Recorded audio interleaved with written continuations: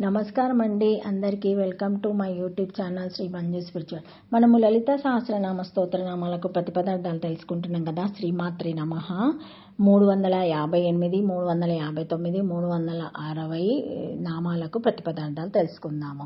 తారుణి ప్రతిపదార్థం నిత్య యవ్వనము గలది, నిత్య తారుణి తత్వ తారుణి, నిత్య తారుణ్యం గలది. కావున తారుణి సదా షోడశ వర్షంచ నా యవ్వన దర్పితం. ఎప్పుడు 16 సంవత్సరాల వయస్సులోనే ఉండేది నిత్య యవ్వన సంపన్న. కన్యావస్థం తరాతిథి తారుణి ఆమరము. కన్యావస్థను దాటినది తారుణి. నిత్యము ఆనందంతో నిత్య యవ్వనవంతురాలైన పరమేశ్వరి నిత్యానంద స్వరూపిణి. తారుణం అంటే తగిన సమయం అని కూడా అర్థం ఉంది. అంటే తగిన వయసులో ఉన్న స్త్రీని తరుణి అంటారు.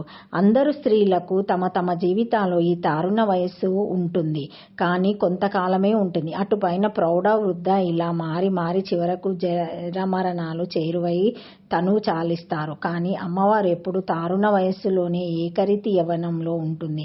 16 సంవత్సరాల వయస్సుతో నిత్యం యవ్వనానంద స్థితిలో ఉంటుంది. అందుచే ఆమె తారుణి. ఓం తారుణాయ నమః. త్వక్షాకరి శ్రీమాత్రే నమః. 359 నామము తాపస రాజ్య. పద విభజన తాపస ఆరాధ్య. ప్రతిపదార్థం తాపస ఆపశారురచే. ఆరాధ్య అర్చింపదగినది లేక సేవింపదగినది. ఇంద్రియాల విషయాల నుండి తొలగించి శీతోష్టాలను ఆకలి తప్పులను జయించి ఉపవాసములుండి శ్రీ విద్యను లేక ఓంకారమును లేక గాయత్రి మంత్రాన్ని మొదలైన మంత్రరాజములను జపించడం తాపము లేక తపస్సు. ఇటువంటి తపస్సును మునులు మహర్షులు చేసి నిత్య యవ్వనరాలైన పరమేశ్వరిని ప్రసన్నురాలని చేసుకుని తపఫలాలను పొందారు. వశిష్ఠ మహర్షి, విశ్వామిత్ర మహర్షి, దుర్వాసముని, అగస్త్య మహర్షి, లోపాముద్ర మొదలైన వారు శ్రీమాతను ఈ విధంగా ఆరాధించి ముక్తిని పొందారు. శ్రీమాత ముక్తి ప్రదాత్రి. తపాసులు తపస్సు చేసి సహస్రార చక్రంలో ఉన్న త్రిపుర సుందరి దేవిని దర్శిస్తారు. ఆమె సహస్రార కమలంలో 16 సంవత్సరాల వయసు గల తారుణి మరియు తాను మధ్య సన్నని నడుము గలదిగా దర్శనమిస్తుంది. ఆమె సౌందర్య రాశి.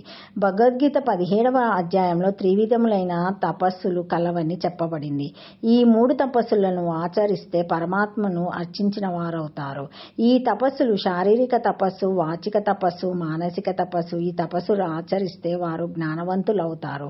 ఈ తపస్సులు మానవ వ్యక్తిత్వాన్ని పెంచుతాయి, సత్సంగానికి దారితీస్తాయి. సత్సంగత్వే నిర్మోహత్వం, నిర్మోహత్వే నిశ్చలతత్వం, నిశ్చలతత్వే జీవన్ముక్తి. భజగోవిందంలోనేది. సజ్జన సంగత్యం వల్ల మోహం నశిస్తుంది. మోహం నశించినప్పుడు తత్వజ్ఞానం కలుగుతుంది. తత్వజ్ఞానం కలిగినప్పుడు ముక్తి లభిస్తుంది. తపస్సు ఆచరించాలంటే త్రికరణ శుద్ధి ఉండాలి. ముఖ్యంగా స్వధర్మ పాలన చెయ్యాలి. త్రికరణ శుద్ధితో బుద్ధిని పరమేశ్వరి యందు లయం చెయ్యాలి.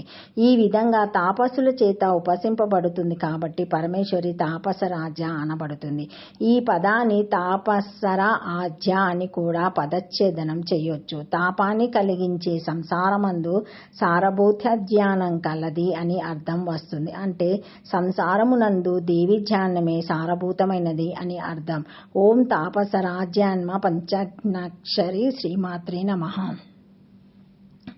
360 నామము తాను మధ్య. ప్రతిపదార్థం తాను కృషించిన మధ్య నడుము గలది.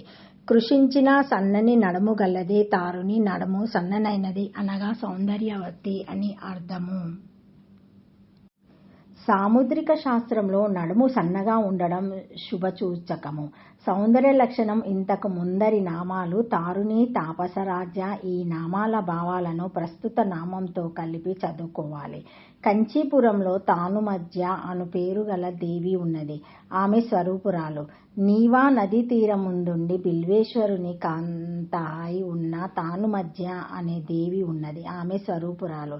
ఛందో శాస్త్రంలో చెప్పబడిన సమవృత్తాలలో తాను మధ్య అని ఒక వృత్తాంతం ఉన్నది. ఆ వృత్త స్వరూపురాలు. ఇందులో ప్రతిపాదములలోనూ తాగణము, యాగణము అనే 2 గణములుంటాయి. తాను మధ్య వృత్తము కాబట్టి దానిలోనదైన తాను మధ్య కూడా ఆమె స్వరూపమైనది. పరమేశ్వరి నివాస స్థానం శ్రీచక్రం.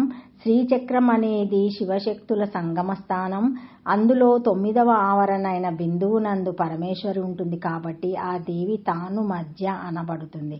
పురుషుని శరీరంలో సుషుమ్నా నాడి యందు ఉన్నది. అంటే తాను మధ్యంలో కుడి ఎడమల మధ్య ఉండేది సుషుమ్నా నాడి. ప్రతి వ్యక్తి వెన్నెముక యందు మధ్యగా తిన్నగా సన్నగా తామర తూడు పోగులాగా ఉండే సుషుమ్నా నాడిని కూడా తాను మధ్య అని చెప్పుకోవచ్చు. శరీరంలో నాభికి పైన ఉండే దేవలోకాలకు, క్రింద ఉండే రాక్షస లోకాలకు మధ్యలో ఉండి ఆ రెంటిని సమన్వయపరుస్తూ అధోలోకవాసులకు ఊర్ధ్వలోక ప్రాప్తిని కలగజేయడానికి సరి అయిన మార్గంగా అమ్మవారు ఉంటుంది. కాబట్టి ఆమె తాను మధ్య. ఓం తాను మధ్యాయ నమ. చతురాక్షరి శ్రీమాత్రే నమ. Thank you for watching my video. Please like, share, comment, subscribe to my channel. మరిన్ని వీడియోస్తో మళ్ళీ కలుస్తానండి. ఈ వీడియో మొదటిసారి ఎవరైనా చూసి ఉంటే తప్పకుండా లైక్ చేసి సబ్స్క్రైబ్ చేసుకోండి. మా బెల్ అనే ఐకాన్ బటన్ని ప్రెస్ చేసి ఆన్ చేసి ఉంచుకుంటే మా లేటెస్ట్ అప్డేట్ వీడియోస్ అన్నీ మీకు నోటిఫికేషన్గా వస్తాయి, చూడగలరు.